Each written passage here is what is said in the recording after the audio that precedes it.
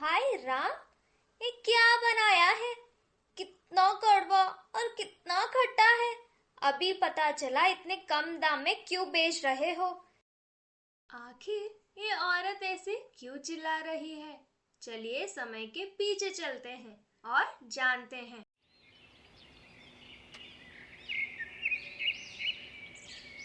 अरे वाह! इस बार तो बैंगन की खेती बहुत अच्छी हुई है। बाजार में बेचूंगा तो बहुत अच्छा मुनाफा होगा। ये है किशोर और उसकी पत्नी है विमला, जो एक बद्रीपुर नामक गांव में रहते थे। किशोर खेत का काम निपटा कर घर आता है।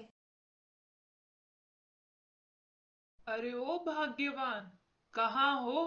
सुनती हो?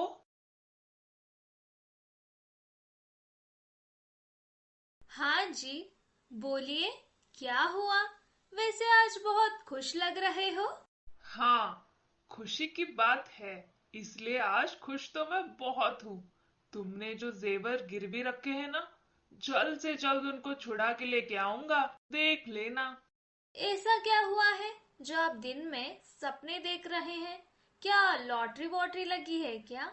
कुछ वैसा ही समझ लेना। तुम्हें पता है, इस बार बैंगनों की खेती बहुत अच्छी हुई है और मुझे विश्वास है कि इन बैंगनों का मुझे बहुत अच्छा मुनाफा होगा। ओ अच्छा, ये बात है।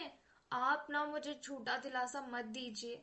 जब मेरे गिरवे रखे हुए गहने मेरे हाथ में आएंगे ना, तभी ही मानूंगी। अरे हाँ बाबा, ठीक है, देख लेना। अभी एक ख्वाब देखना बंद कीजिए। चलिए खाना खाते हैं। वैसे भी बहुत देर हो चुकी है। ऐसे वो लोग खाना खा के सो जाते हैं।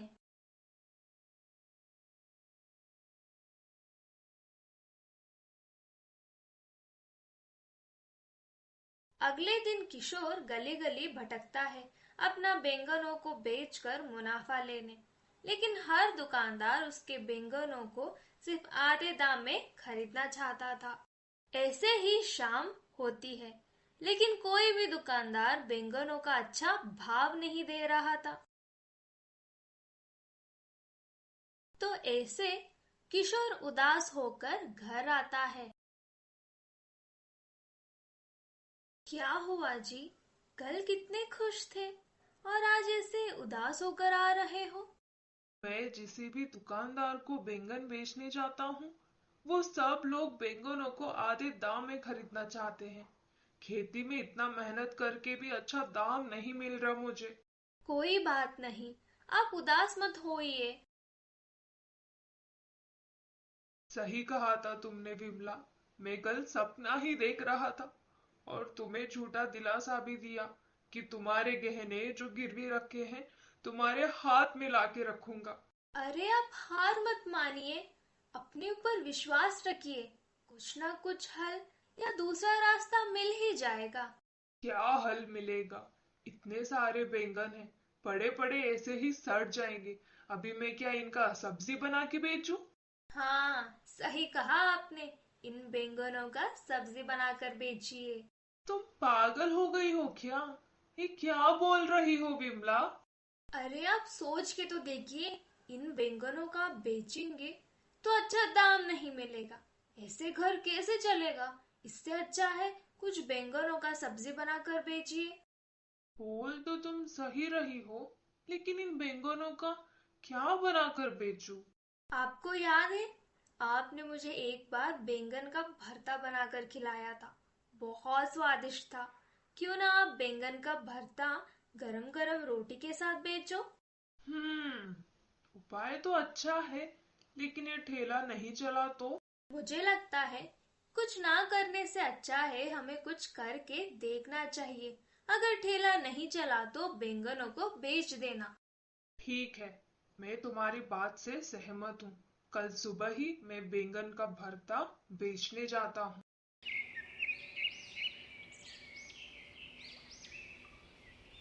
किशोर अगले दिन से ठेला लगाता है और अपना बैंगन का भरता गरम गरम रोटी के साथ बेचता है।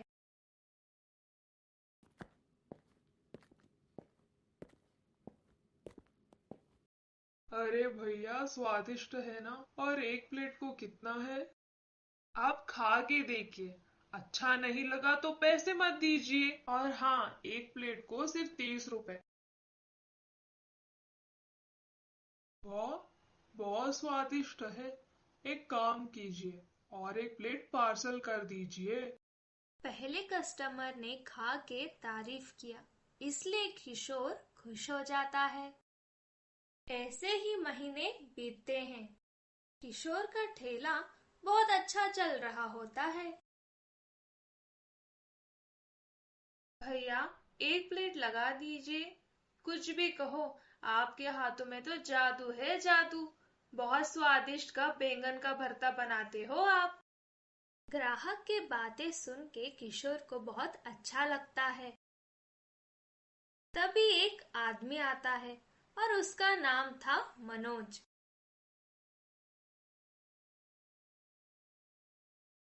अरे वाह किशोर, तेरा ठेला तो बहुत अच्छा चल रहा है। ऐसे ही मुनाफा कमाते रहो। किशोर, तू मुझे बताएगा क्या, बैंगन का भरता तू कैसे बनाता है?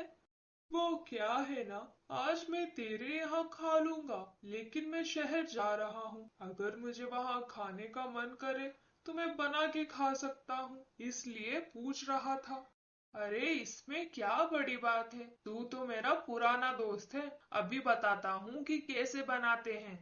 किशोर मनोज को अपने बैंगन भरते का रेसिपी बोलता है और मनोज बहुत अच्छे से कान खोल के सुनता है। शुक्रिया किशोर, चलो मैं अभी चलता हूँ। अगले दिन मनोज भी बैंगन भरते का ठेला लगाता है और कम दाम में बेचता है। जब किशोर ये सब देखता है तभी वो समझ जाता है कि कल मनोज ने झूठ बोला कि वो शहर जा रहा था और बैंगन की रेसिपी क्यों पूछा था। दूसरी ओर मनोज अपना बैंगन भरता कम दाम में बेच रहा था, वो भी सिर्फ 20 रुपए में। इसलिए बहुत लोग उसके ठेले पे ही जा रहे थे। ऐसे ही एक हफ्ता बीत जाता है। जब से मनोज ने ठेला लगाया था, किशोर का ठेला पहले जैसे नहीं चल रहा था, क्योंकि ग्राहक आधे आधे बढ़ चुके थे। किशोर अपना ठेला छोड़ के उदास होकर घर आता है। जी क्या हुआ? आप आज इतनी जल्दी घर आ गए? सब कुछ बिक गया है क्या? तभी किशोर विमला को सब कुछ बताता है। हे भगवान, ये सब एक हफ्ते से चल रहा है और आप मुझे अभी बोल रहे हैं? मुझे लगा था 2-3 दिन में मनोज का ठेला नहीं चलेगा और वो खुद अपना ठेला हटा देगा, लेकिन ऐसा कुछ भी नहीं हुआ। हे भगवान, मेरा पति कितना भोला है। आपको पता भी है ऐसे किसी को भी खाने की विधि बोलते नहीं फिरते। आपने उस मनोज पर विश्वास करके बोला और उसने क्या किया? आपके पीठ के पीछे खंजर डाल दिया। आपको ऐसी बेवकूफी नहीं करनी चाहिए थी। अपना दिमाग तो इस्तेमाल करते। अभी मैं क्या करूं? जो होना था हो गया। मैं भी तो पछता रहा हूँ। अभी वो सब बात छोड़िए और आप हार मत मानिए। अभी देर नहीं हुई है, अभी भी एक रास्ता है। बैंगन भरता रोटी के साथ आप पुलाव बेचना शुरू करिए, वो भी वही 30 रुपए में। इससे लोग आपके ठेले पे जरूर आएंगे। ठीक है, वैसे भी तुम्हारे हाथ के पुलाव का कोई जवाब ही नहीं, तो ये भी आजमा के देखते हैं। किशोर अभी अपने ठेले पे पुलाव भी बेचता है। तब से बहुत सारे लोग सिर्फ 30 रुपए में स्वादिष्ट सब्जी, रोटी और पुलाव मिल रहा है, ये सोच के किशोर के ठेले पे जाने लगे। ऐसे ही एक महीना बीतता है। किशोर का ठेला पहले जैसे चलने लगता है। मनोज किशोर का सफलता देखकर फिर से जलने लगता है। तुमने पुलाव खाया? हाँ, एकदम बढ़िया था। हाँ, मुझे भी बहुत अच्छा लगा पुलाव। मुझे लगता है इस पुलाव में कोई तो बात है, इसलिए आते जाते लोग उसकी ही तारीफ कर रहे हैं। इस बार अगर मैं पुलाव की रेसिपी पूछने गया तो ये किशोर का बच्चा बिल्कुल अपना मुंह नहीं खोलेगा। अभी कुछ ना कुछ करना ही पड़ेगा। वाह, आज तो बहुत जल्दी ही सब कुछ बिक गया। कल से भाग्यवान को बोलना पड़ेगा कि पुलाव ज्यादा बना कर दे। अभी कुछ काम भी नहीं है, चलो घर ही चलता हूँ। जब किशोर अपना काम खत्म करके घर जा रहा था, छुपके से मनोज भी उसका पीछा करता है। अरे, आज आप इतनी जल्दी वापस आ गए। और कुछ हुआ है क्या? सब कुछ ठीक है, उल्टा ठेले पे सब कुछ बिक गया है और आज बहुत अच्छी खासी कमाई भी हो गई। तो मैंने सोचा कुछ काम भी नहीं है तो घर ही चला आता हूँ। और हाँ, कल से पुलाव थोड़ा ज्यादा बना देना। तभी विमला देखती है कि मनोज खिड़की से झांक रहा था और उनकी बातें सुन रहा था। अरे, कमाई होगी ही ना। आप पुलाव जो बेच रहे हैं, इस बार मनोज को कुछ भी मत बताइए। पुलाव की खास सामग्री है आंवले का पाउडर, वो भी पूरा 1 प्लेट भर के। ये पुलाव में ये आंवले का पाउडर से ही इतना स्वाद आ रहा है। यही महत्वपूर्ण बात मनोज को मत बताइए। उस वक्त किशोर को समझ ही नहीं आता कि ये विमला कह क्या रही है। अच्छा, ये बात है। कल से मैं भी पुलाव बना के बेचूंगा। बेचारे, उनको पता ही नहीं कि उनकी ये महत्वपूर्ण बात इस मनोज ने सुन ली।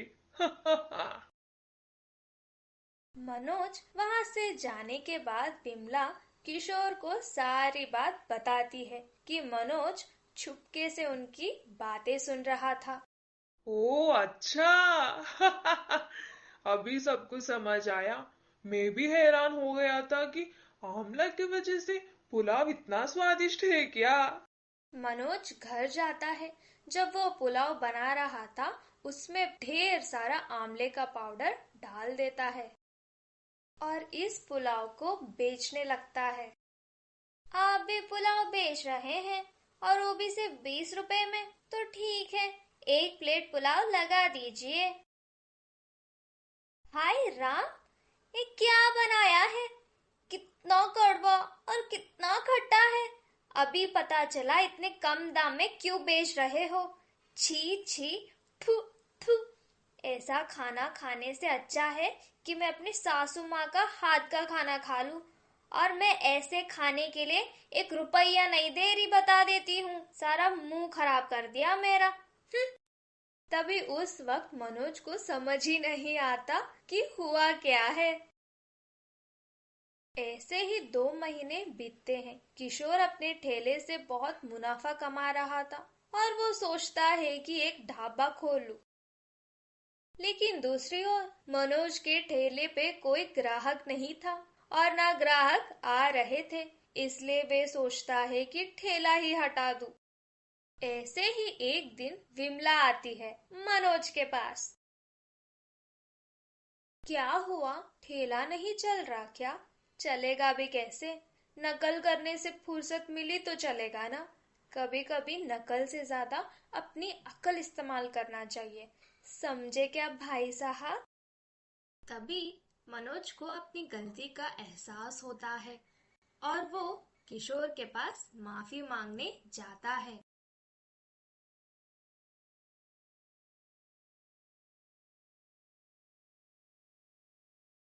मुझे माफ कर दो किशोर, मैंने तेरे साथ बहुत गलत किया। तूने मुझे पुराना दोस्त समझकर विश्वास करके बोला और मैंने तेरे साथ विश्वासघात किया। मुझे माफ कर दे, मुझे सच में मेरे किए पे पछतावा है। कोई बात नहीं मनोज, लालच में ये सब हो जाता है। मैं ये सब भूल चुका हूँ, तू भी भूल जा। बस इतना ही बोल सकता हूँ मैं तुझे। क्या तू मुझे अपने साथ काम पे रखेगा? मुझे काम की बहुत जरूरत है। माफ कर दे मनोज, जो तूने मेरे साथ किया ना, एक बार के लिए मैं एक अनजान आदमी को काम पे रख लूं, लेकिन तुझ जैसा धोखेबाज इंसान को काम पे मैं नहीं रखूंगा। मैंने तुझ पे विश्वास करके बहुत बड़ी गलती किया था और मैं इतना बड़ा बेवकूफ नहीं हूँ कि ये गलती फिर से दोहराऊं। मनोज निराश होके चला जाता है क्योंकि उसको अपना सबक मिल चुका था। ऐसे ही महीने बीतते हैं और किशोर को बहुत तरक्की होती है। और एक दिन आखिरकार वो दिन आ ही गया था। किशोर विमला के गिरवी रखे हुए गहने छुड़ा के उसको देता है। इस तरह विमला और किशोर की जिंदगी में खुशियां आती है और दोनों खुश रहते हैं।